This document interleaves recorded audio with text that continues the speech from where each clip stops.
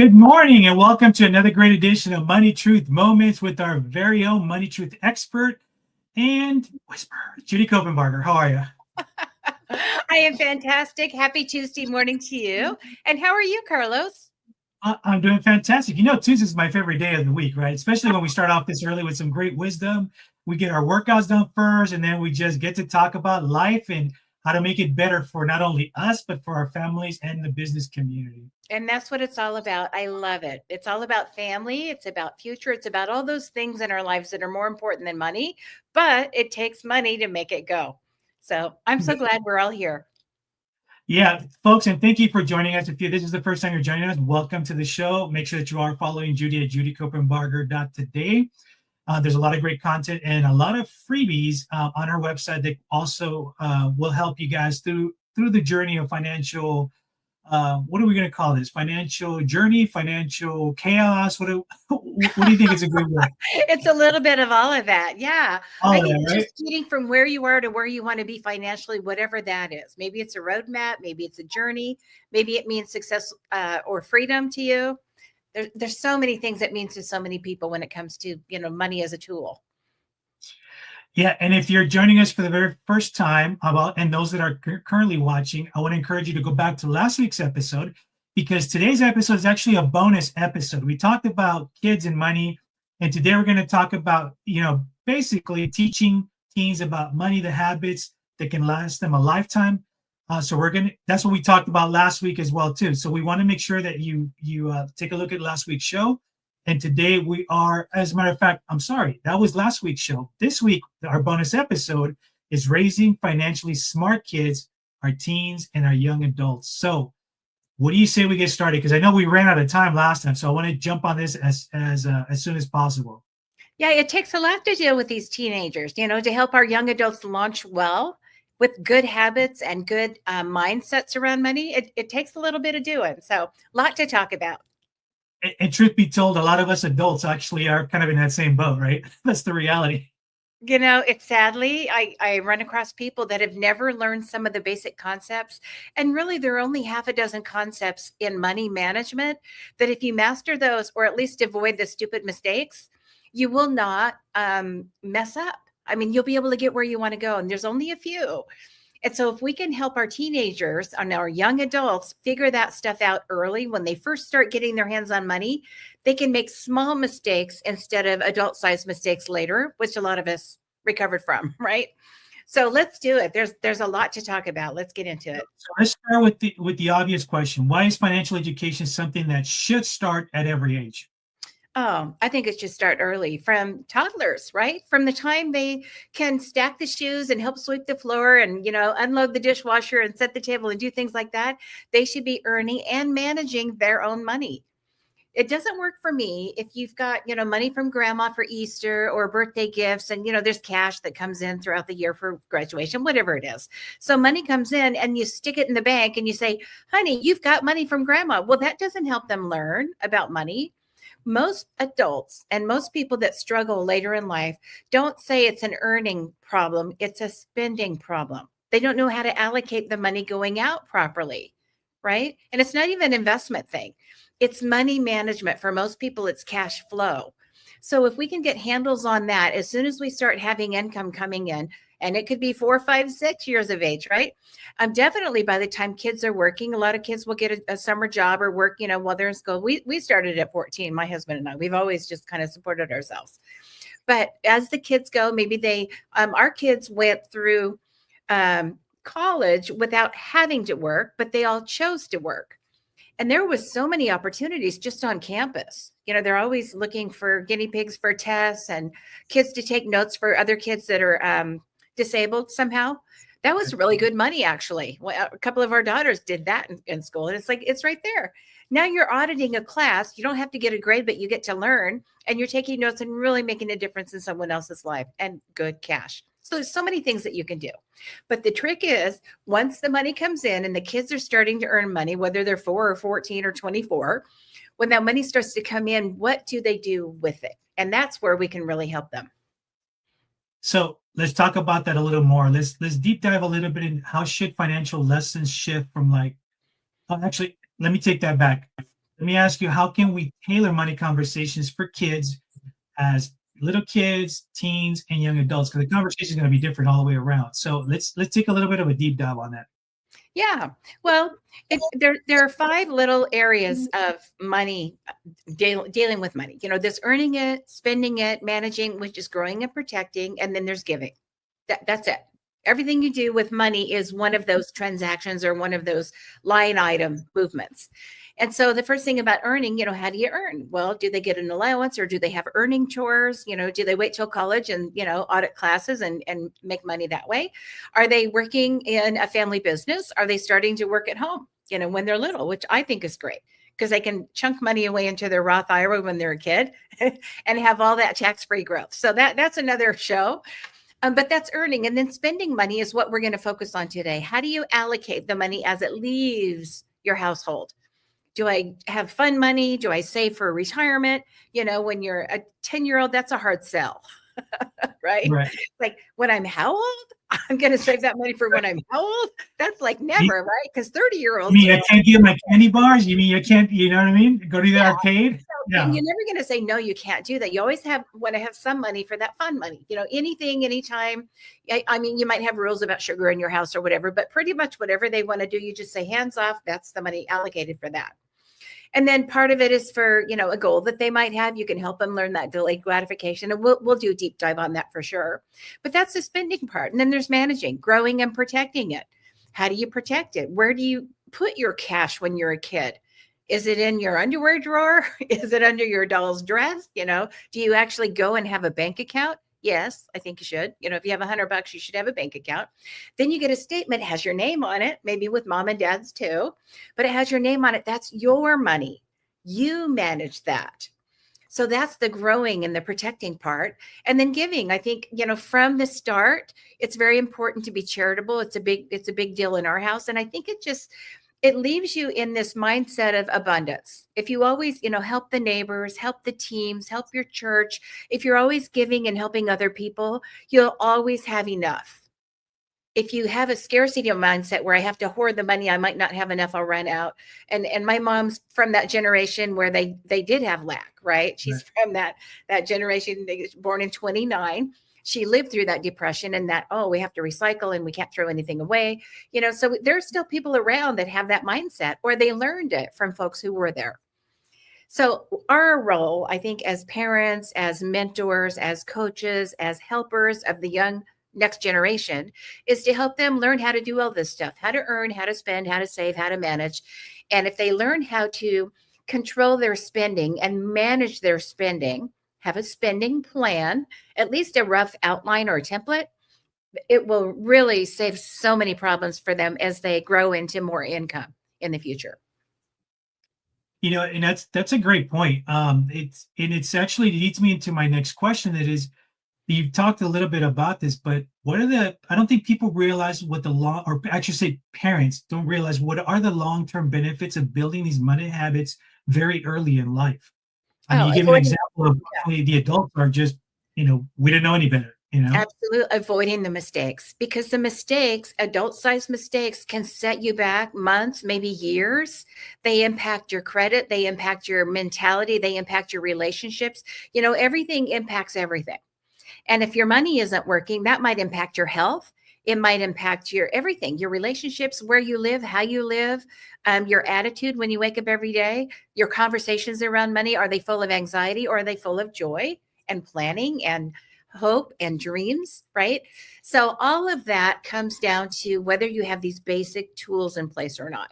It doesn't mean we're not going to have bottleneck periods of time where we're short of money, usually transitions in life. We have a health issue, we move, we have triplets, things happen. You lose your job, that the genre that you work in changes, and now the jobs aren't there. You're training for a new one. Maybe you go back to school, or maybe your spouse goes back to school and it's like the income was here and now it's here.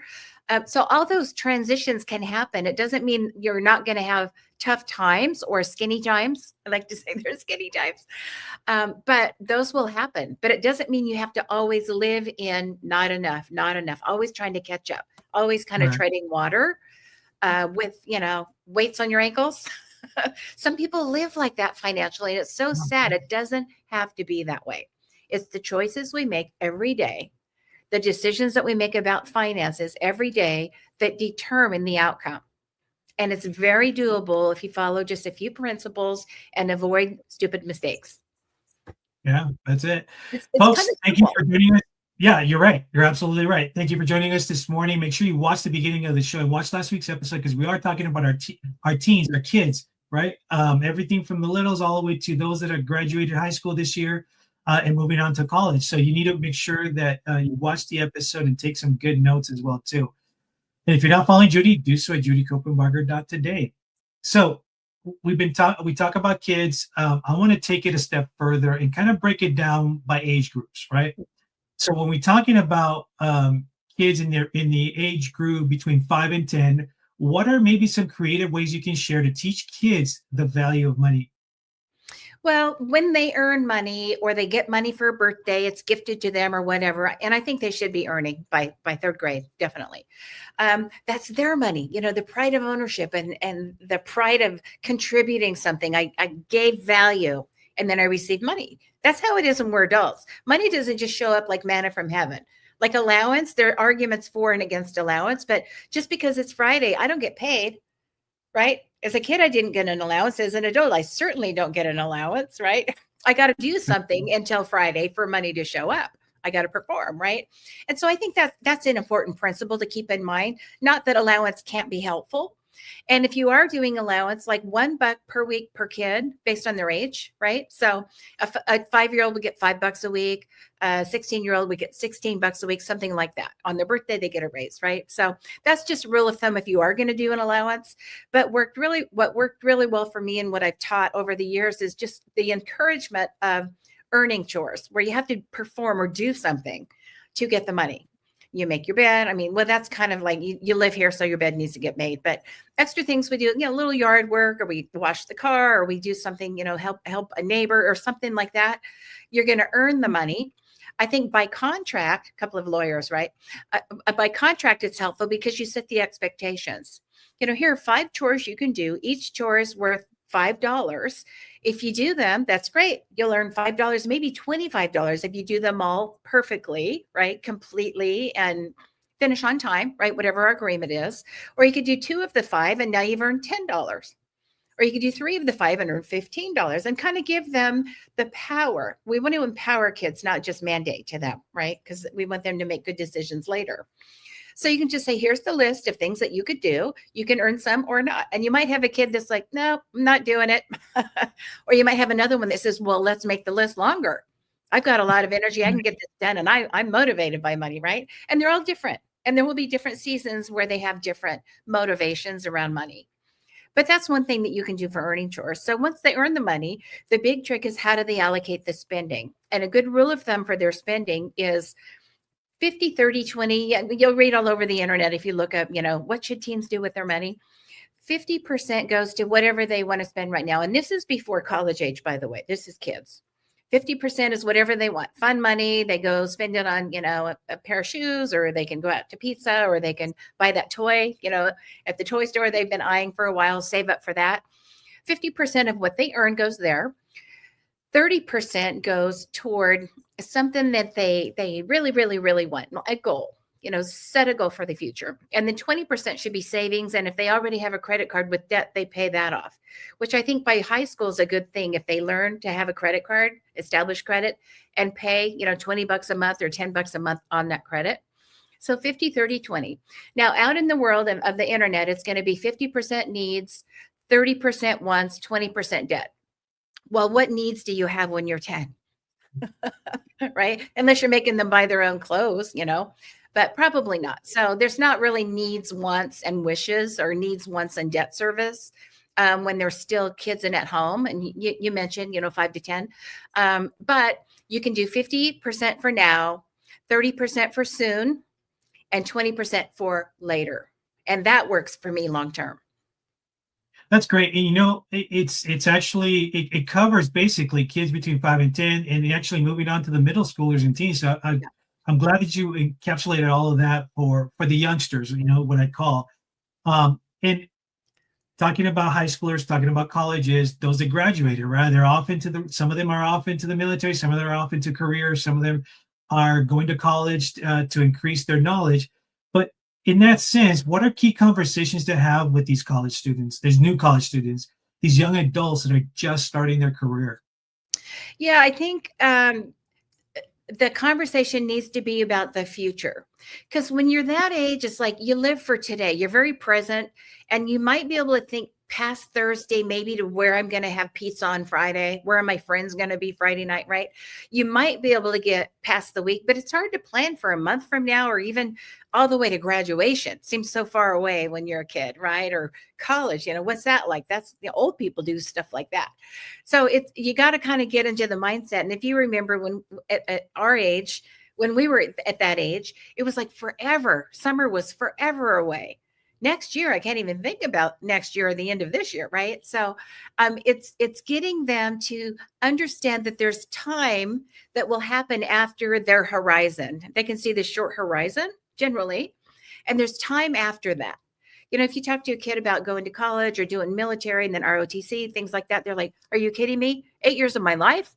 I'm going to be old. And we look back and go, that went like that. The first 12 years of college went like that for us, right? I mean, it really does go fast when you're looking back, but when you're looking forward, it's a long time.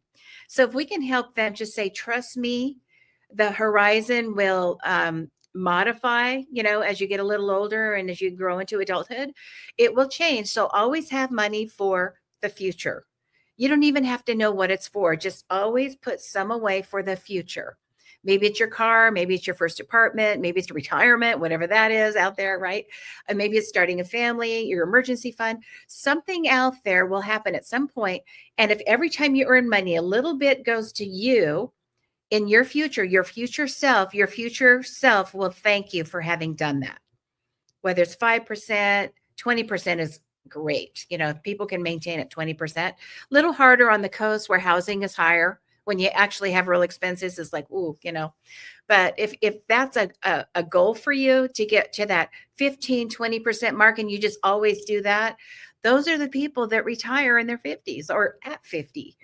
They're the ones coaching soccer because they don't have to be at work. They're the ones that are joining the Cruise of the Month Club, or they're at the country club golfing on Tuesday afternoon. So those are the people that saved a little bit along the way. Not all of them are trust babies or sold a IT company, right? A lot of them saved a little bit along the way. It's the millionaire next door kind of story, right? And doing those things and getting those habits early is something we can help our kids with. Grandkids, young people in your life, help them get this down. 50, 30, 20 will help them.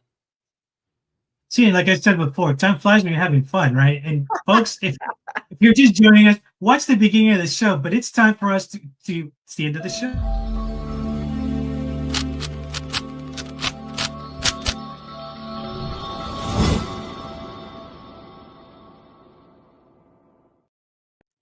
I can't wait for these youngsters to have a challenge that parents can actually give them to implement. So what do you have for us today? I think that's going to be our challenge. So anyone who is not in that young adult or that teenage area of life right now, people who are. So my challenge for you is to help them sit down with pencil and paper, pencil out 50, 30, 20. It might be just starting with, earning, spending, managing, which is growing and protecting and giving money. What are your goals around that? How much money do you want to give away? Are you charitable or not yet? Are you just thinking about your career or your next move in college right now? What is that? What are your goals around that? And then when it comes to managing, what does that look like for you? Do you want to save a lot? Or do you want to just spend it all right now? And you can get that young person under your wings and just say, okay, if you're a spender, let's work on saving a little bit, just a little. And if you're a saver, let's work on spending a little, just a little. And if it's not for you, make it for someone else. So maybe you don't really feel like you need stuff or deserve stuff or want to spend money on you, but spend it on someone. Become that, charitable and develop that. Doing that, pencil and paper with a young person in your life, I think will go a long way toward making a difference for them, but it'll also reinforce in you the things that work. And every time, iron sharpens iron, we sharpen ourselves, we get a little bit better. Teaching is the best way to hone our own skills. That's your challenge.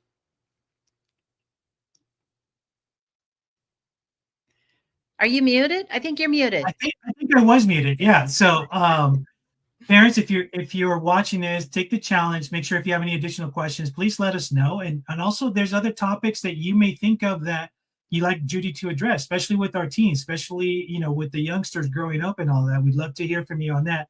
And remember, we're here every Tuesday morning at 8 a.m. with the replays on Thursdays at 8 p.m.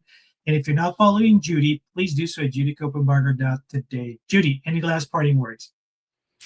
I think it's just going to be a great week. But if you'd like a resource, I've got the book Teen Cash. It's perfect and was written by our family for kids, written by kids for kids. Age 8 to 18 is exactly what you need. So reach out. If you'd like a copy, we'll get it to you. All right. Awesome, folks. Until next week, take care.